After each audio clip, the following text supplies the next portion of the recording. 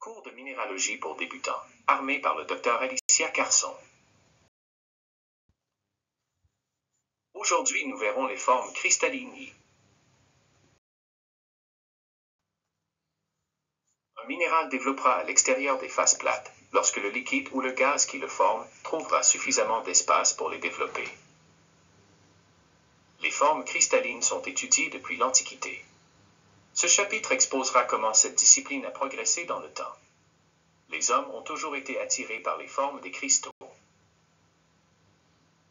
Dans la figure suivante, on peut voir des dessins de quelques minéraux extraits de Minéraux, collection de documents d'histoire naturelle.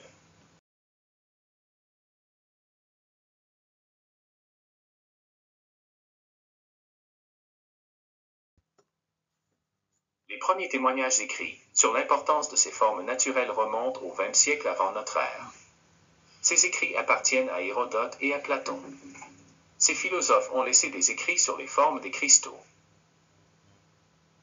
Il faut attendre 1772 pour que le collectionneur de cristaux, Jean-Baptiste Romé de Lille, tente d'organiser les données sur les formes cristallines. Dans la figure suivante, nous pouvons voir quelques illustrations réalisées par le Jean-Baptiste Romé de Lille.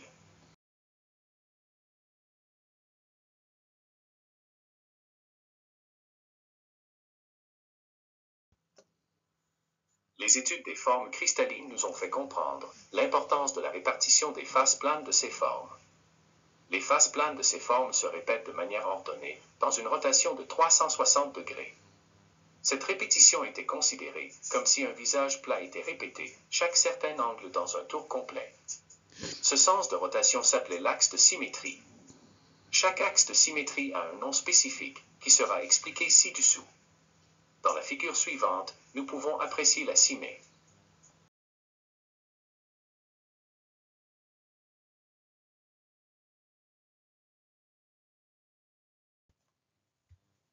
Axe de symétrie d'ordre 2. Les faces plates sont répétées 2 fois en un tour complet, dans une direction. Cet axe de répétition chaque les 180 degrés est appelé digira dans les textes anciens. Son signe écrit est 2 et le signe graphique est.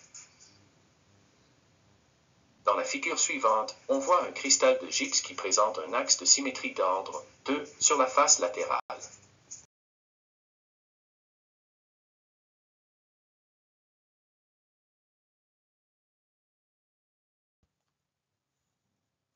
Axe de symétrie d'ordre 3. Les faces planes sont répétées 3 fois dans un tour complet autour d'une direction.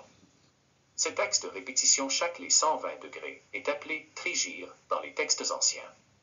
Son signe écrit est 3 et le signe graphique est. Dans la figure suivante, on voit un cristal du groupe des tourmalines, Chorlita. Ces 3 faces terminales sont répétées par un axe de symétrie d'ordre 3.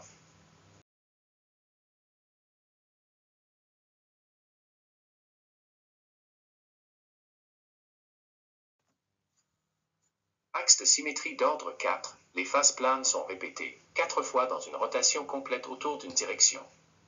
Cet axe de répétition chaque les 90 degrés est appelé tétragire dans les textes anciens. Son signe écrit est 4 et le signe graphique est. Dans la figure suivante, on voit un cristal du groupe des apophilites, dont une des faces latérales se répète tous les 90 degrés en un tour complet.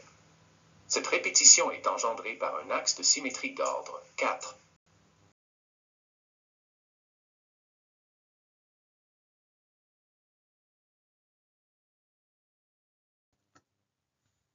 Axe de symétrie d'ordre 6. Les faces planes sont répétées 6 fois, dans une rotation complète autour d'une direction. Cet axe de répétition chaque les 60 degrés est appelé hexagire dans les textes anciens. Son signe écrit est si et le signe graphique est. Dans la figure suivante, on voit un cristal d'émeraude, avec ses faces répétées par un axe de symétrie d'ordre 6.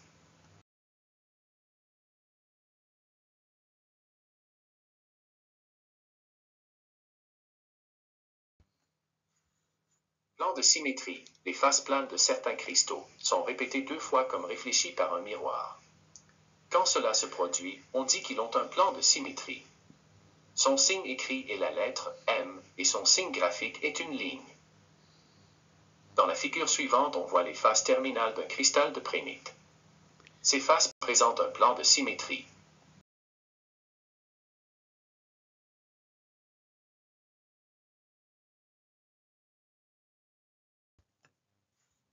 Centre de symétrie. Les faces planes de certains cristaux se répètent en face d'un point central. On dit donc qu'elles ont été répétées par un centre de symétrie. Son signe écrit est -1 et son signe graphique est un point au centre de la figure. Dans la figure suivante, on voit un cristal artificiel de chromate de potassium avec leurs faces diamétralement opposées. Ces faces présentent un centre de symétrie.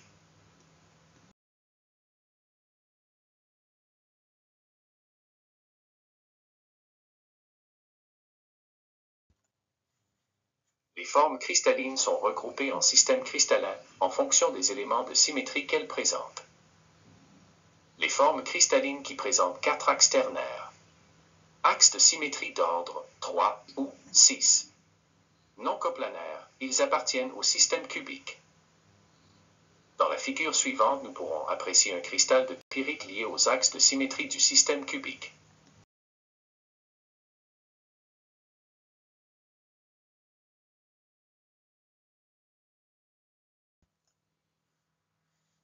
Les formes cristallines qui présentent un seul axe ternaire. Axes de symétrie d'ordre 3 ou 6. Appartiennent au système hexagonal trigonal. Dans la figure suivante, nous pourrons apprécier un cristal de quartz lié aux axes de symétrie du système hexagonal trigonal.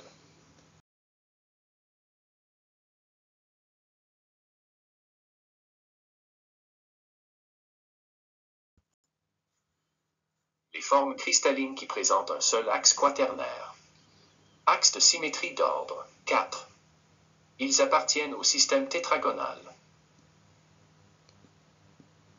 Dans la figure suivante, nous pourrons apprécier un cristal de chalcopyrite lié aux axes de symétrie du système tétragonal.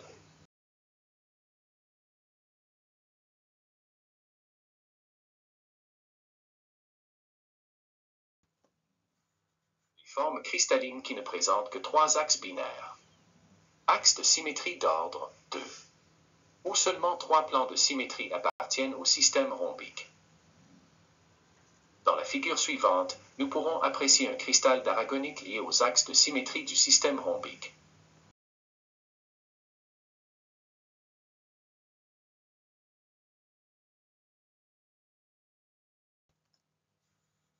Les formes cristallines qui ne présentent qu'un axe binaire. Axe de symétrie d'ordre 2. Où un seul plan de symétrie appartienne au système monoclinique. Dans la figure suivante, nous pouvons apprécier un cristal de gypse lié aux axes de symétrie du système monoclinique.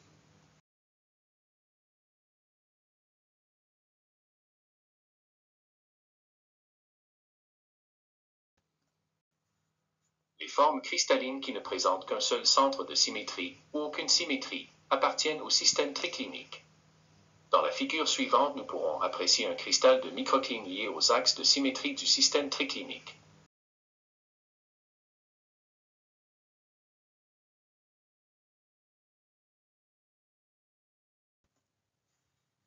La semaine prochaine, nous verrons les formes cristallines 2. À bientôt. Alice. Chers étudiants, n'oubliez pas de vous abonner à la chaîne pour ne perdre aucun chapitre. Et si tu aimes, mets-moi un like. Bientôt le livre est édité en papier et e-book sur Amazon.